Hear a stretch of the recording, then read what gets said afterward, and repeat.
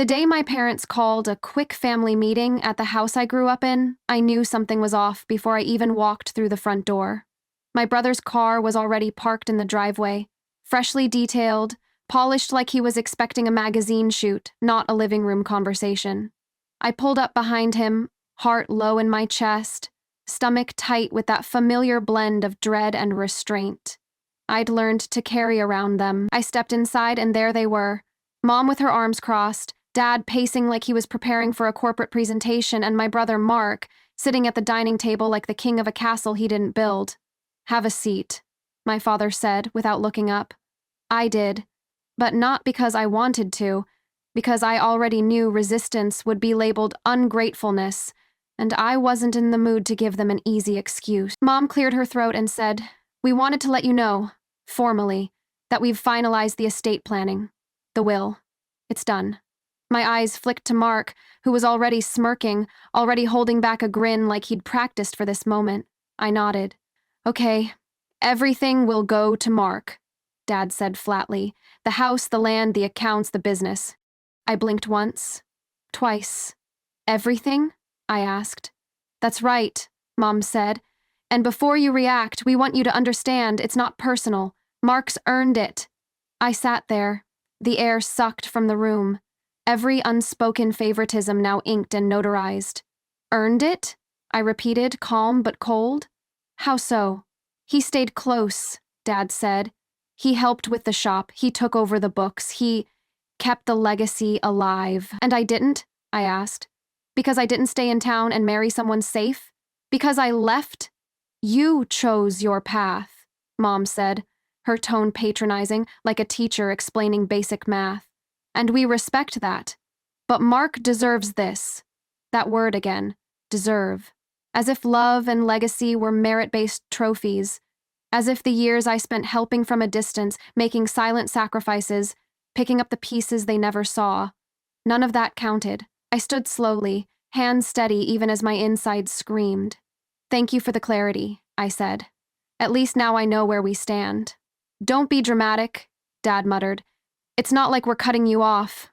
You just left me out," I said. "Which is louder?" I walked out of that house with no intention of arguing, no desire to change their minds. Because I wasn't going to beg for inclusion in a family that only saw my worth when it was convenient. What they didn't know, what none of them knew, was that I had already been building something quietly, relentlessly, without applause. Something stronger than inheritance. Something they would one day need. And when that day came, I wouldn't seek revenge, I'd offer reality, the one they refused to see, the one they left out of the will. The next morning, I sat in my apartment 200 miles away from the town that raised me, staring out the window as the city buzzed beneath me, thinking about the word deserve, and how it had always been weaponized in our family like a gold medal handed out for obedience. Mark had always played the part, charming, compliant, willing to nod along if it meant being praised. I was the one who asked questions, left home, took risks, built a life without blueprint or backup. And now, apparently, I didn't deserve the house I helped repaint every summer growing up, or the business I spent college weekends auditing for free, or even the piano in the hallway that used to be mine until it became a prop for Mark's home tours on social media. I hadn't cried, not because it didn't hurt, but because something colder than sadness had settled in my chest. Clarity, the kind you get when the mask finally drops and you realize your place in the family portrait has always been penciled in, easily erased. By noon, my phone had 6 unread messages from my mother. None of them apologies. Just reminders. "Please don't make this a thing. Mark didn't ask for any of this. We still love you." I didn't respond. Because love without recognition isn't love. It's control. And I was done pretending otherwise. Instead, I opened my laptop and logged into the back end of the consulting platform I'd been building for the last 4 years. My company, fully self-funded, debt-free, quietly profitable. I'd built it while freelancing on weekends, while tutoring tech students at night, while sleeping 4 hours and skipping vacations. No one in my family had ever asked about it. They just assumed I was doing okay and left it at that. That afternoon, I finalized the lease on a new office space in the city. 3 rooms, exposed brick, natural light. My lawyer texted to confirm our new client agreement with a Fortune 500 logistics firm. I smiled. Mark could have the house. I was building something they wouldn't even understand how to value. Around 5 p.m., my sister-in-law Tina called me. She rarely reached out, so I answered out of curiosity. I just wanted you to know, she said softly. I didn't agree with what they did. None of it. Mark didn't even flinch. He's walking around like he earned the air he breathes. I laughed quietly. That sounds about right. She hesitated. You built something better. You know that, right? Yeah, I said. I do now. And I meant it. Because I wasn't waiting on a will, I was writing my own version of legacy, not handed down, built, brick by brick. The kind of story that couldn't be erased because it was never written in anyone else's ink. That night, I poured a glass of wine, sat on the balcony, and watched the city glow. I thought about the business, the people I employ, the lives we've helped transform, the quiet empire they never saw. And I whispered to the sky, deserve this. Not as a question, as a declaration. Because I had, and I did, and they were about to find out just how much. 3 days after the will was read aloud in my parents' pristine dining room, I received a formal email from the family's longtime attorney confirming what I already knew. Per client directive, all assets, properties, and holdings shall transfer exclusively to Mark upon the passing of both parties. No trust for me, no percentage split. Not even a sentimental item earmarked in writing. I was, legally and symbolically, invisible. I stared at the email and exhaled through my nose. Not with shock, but with the strange stillness that settles when confirmation lands exactly where expectation lived. I'd been conditioned for this. Praised when quiet, dismissed when I had ideas, corrected when I claimed space. So I didn't call. I didn't beg. I went back to work. Because work, unlike family, had never lied to me about my value. I threw myself into the next phase of my company's expansion. Quarterly growth reports, pitch decks, a new diversity initiative that Ava, my head of ops, had designed with surgical brilliance. That same afternoon, I got a call from a former classmate who now worked at a regional bank. Saw your name on the finalist list, she said. We're vetting for a tech grant initiative. Your proposal's the best I've read. I thanked her, heart steady, because these days I expected wins to arrive through hard work, not favors. And they did. Meanwhile, back home, Mark was already posting pictures of his office. The one he hadn't renovated, hadn't reorganized, hadn't lifted a hand to optimize. I watched his video tour, same beige carpet, same outdated equipment, same plaques on the wall from when I ran operations remotely and helped triple sales in 2019. Family legacy, he captioned it. Built on sacrifice and grit.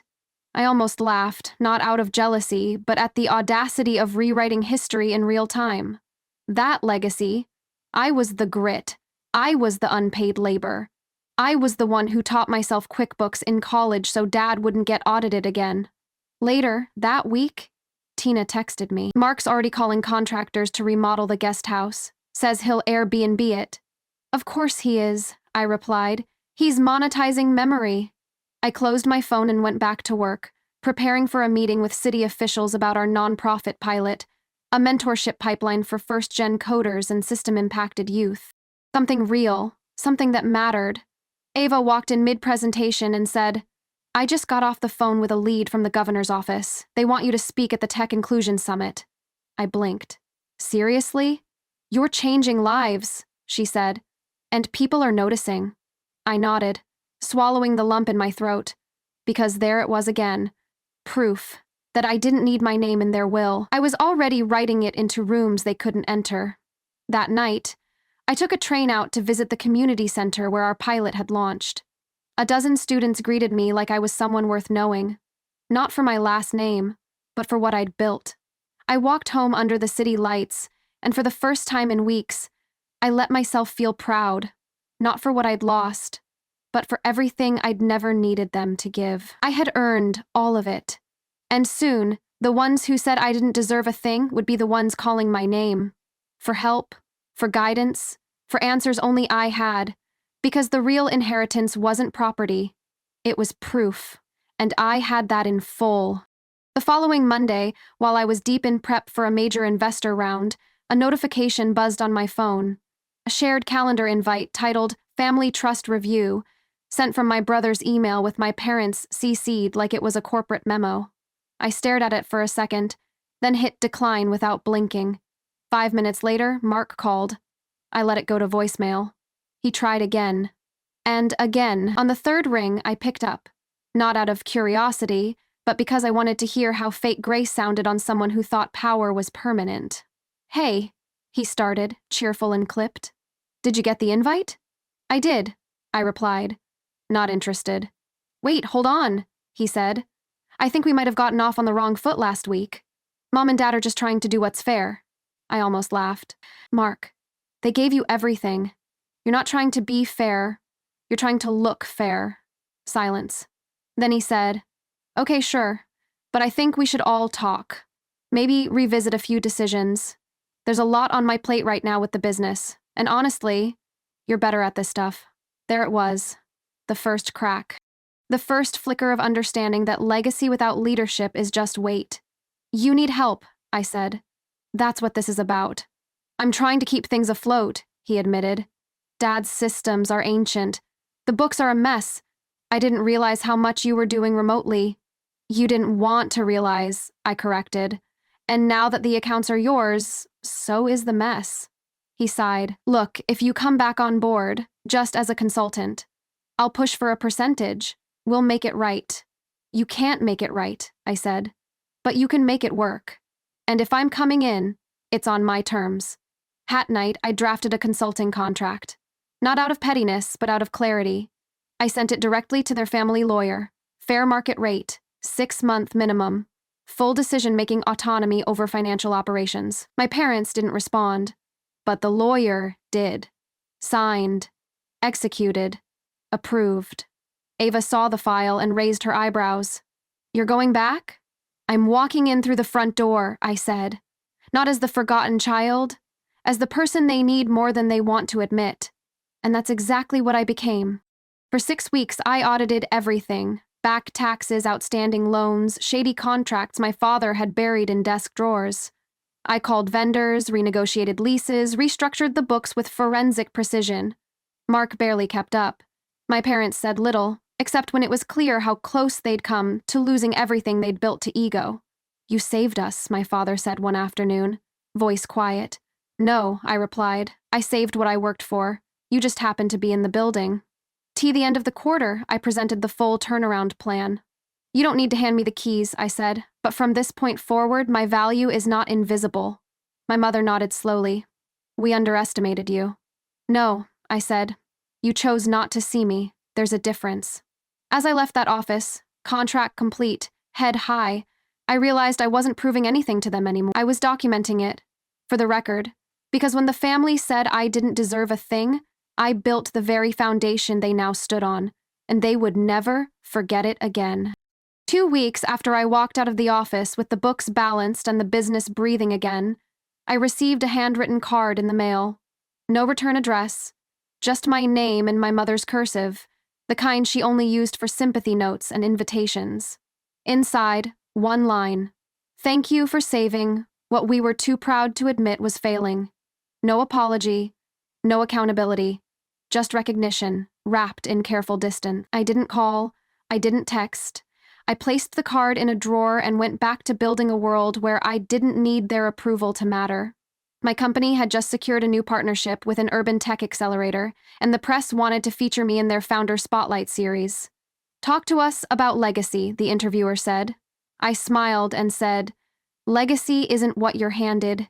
It's what you build when no one's watching. They asked about my upbringing, my family, the business back home, and I gave them the truth without the bitterness. How I learned more from being left out than I ever did from being included. That night, the article went live, and within hours my inbox filled with messages from other founders, professionals, even strangers. Thank you for saying what so many of us feel. I'm the unseen sibling too. Your story reminded me not to wait for the inheritance to start building.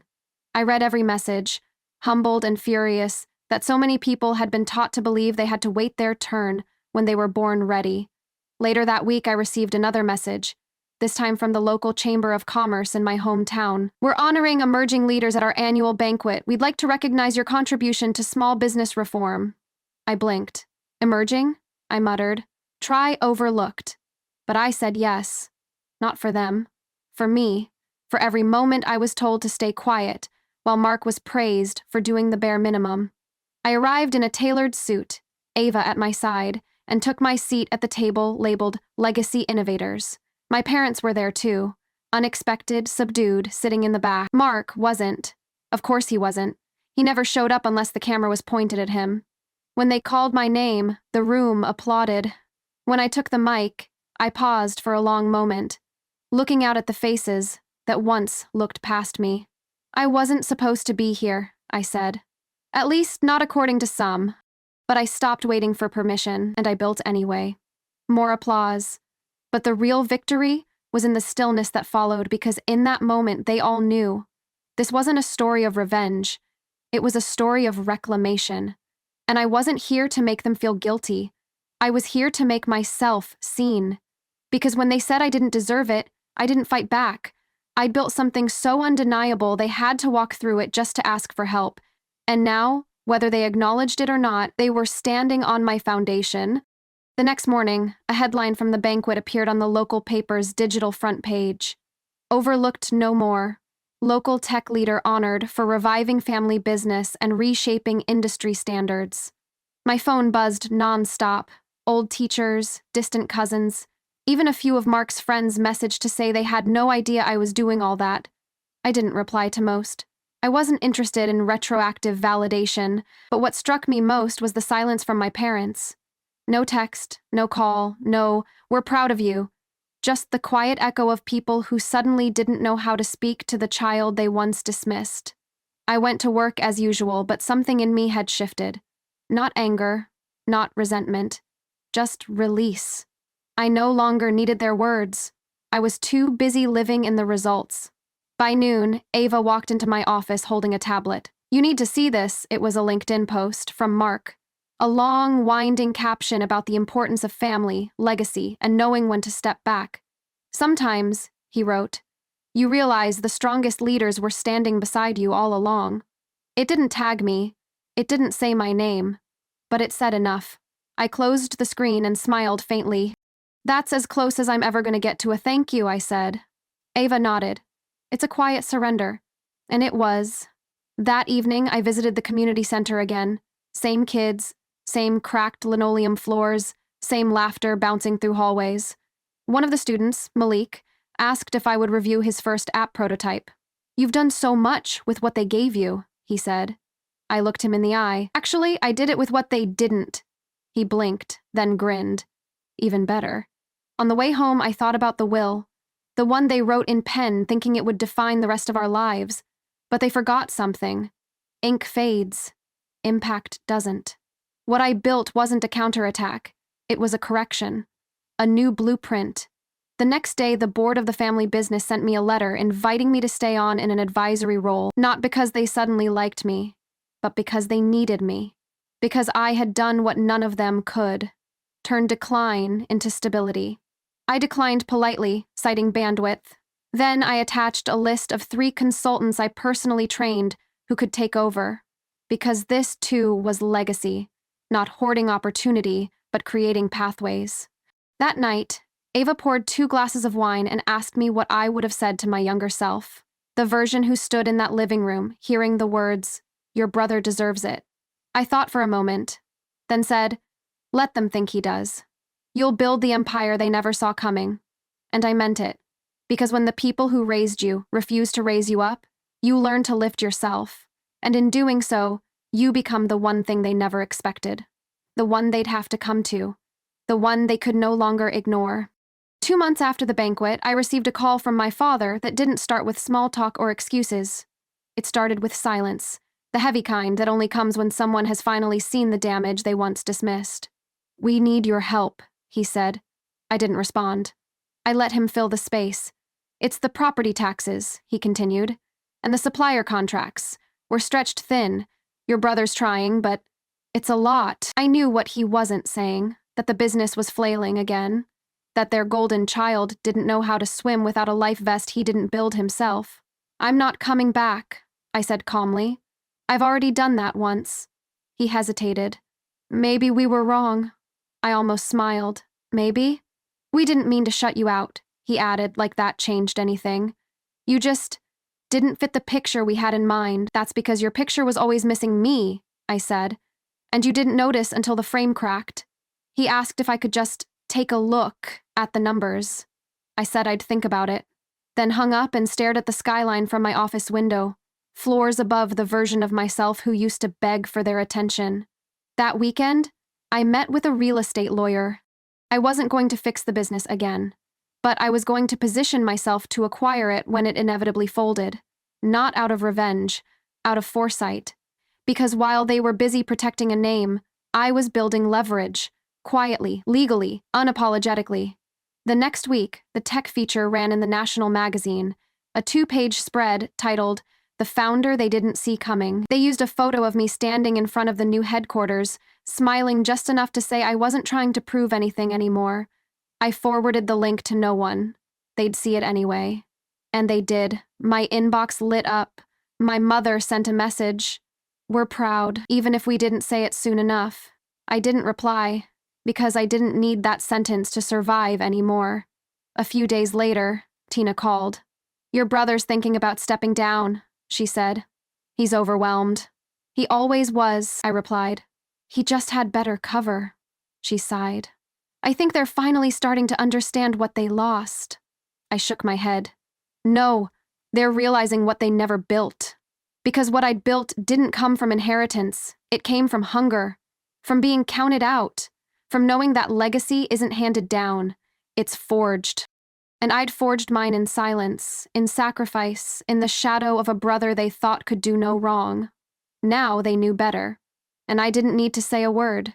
The results were louder than anything I could ever scream. The day I got the letter confirming the family business had been sold, I didn't flinch. I just closed the email and looked around the office I'd built, mine, entirely. Sunlight spilling over desks, ideas flying on whiteboards, a nervous intern asking where to plug in her laptop. That night, I walked home past the old pizza spot I used to visit when I was broke and invisible, grabbed a slice and sat in the park, watching the lights come on, one by one. I wasn't mourning, I was measuring the distance between who they saw and who I became. That weekend, I went back to the town I left behind, not for them, for closure. The old storefront was stripped bare, the sign gone, the paint flaking. The legacy they protected had failed, because it wasn't built to last. I stopped by the library where I used to hide and donated 20 laptops in my company's name, quietly. No press, no nameplate, just impact. I stayed at a hotel overlooking the hills I used to cry in, and realized I didn't need to cry anymore. I wasn't the forgotten sibling. I was the one who figured out how to fly without a map. Before I left, I visited my grandparents' grave, laid a single white flower down, and whispered, "I did it." Then I drove back to the life I made with my own hands, the one they never saw coming, the one they couldn't erase. And if you've ever been the one they counted out, let this be your reminder. You don't need their permission, you need your own vision. Build without applause, rise without rescue. And when the world says you don't deserve it, answer with everything you've made. If this story found you, comment below. Tell me what you've created in silence, what you've claimed in full. Like, comment, subscribe, because this isn't about the inheritance I didn't get. It's about the legacy I built anyway.